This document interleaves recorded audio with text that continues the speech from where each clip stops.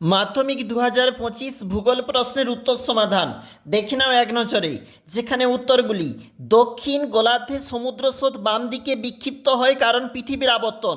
বর্ষাকালে ভরা কোটালের সময় সমুদ্রের জল প্রবল বেগে নদীর মোহনা দিয়ে ভিতরে প্রবেশ করে, তাকে বলা হয় উত্তর হবে বান ডাকা।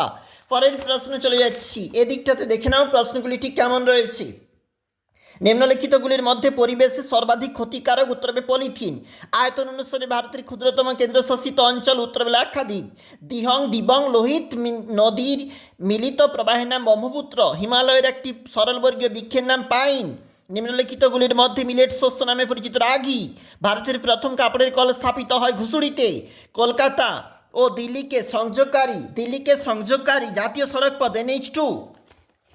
পরের প্রশ্ন দেখো, এখানে কি বলেছে তোমাদের প্রশ্ন।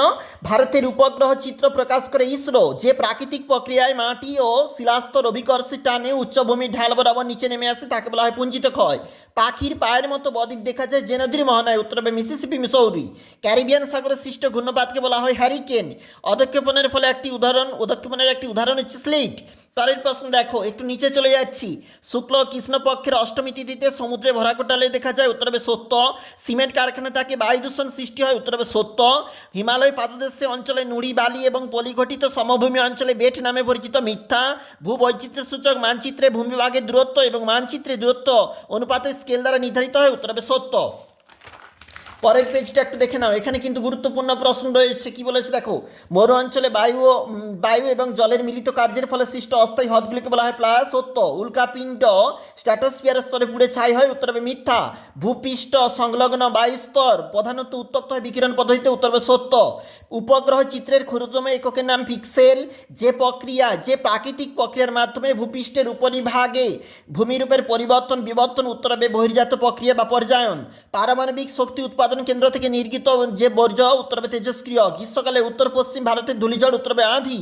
বায়ু চাপা হয় ব্যারোমিটার যন্ত্রের সাহায্যে। নদীর দ্বারা ভাসমান প্রভৃতির পদ্ধতির সাহায্যে অদ্রবীভূত সূক্ষ্ম বালি অবশ্যই দেখবে। পরেরটা চলে যাচ্ছে, উত্তর হবে এটা হবে প্যারিজি।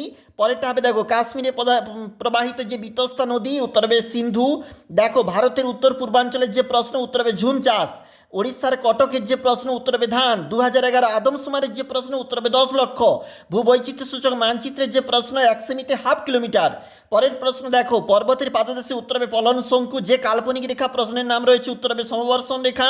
এবং নিচে ম্যাচ রয়েছে দেখো, রাজস্থানের সঙ্গে লোনি, ভিলাইয়ের সঙ্গে লোহিস্পাত, কান্ডালা হচ্ছে করমুক্ত বন্দর, আর লাদাখ হচ্ছে খারদুংলা। এটা হচ্ছে প্রশ্ন, তোমরা দেখেছো অবশ্যই।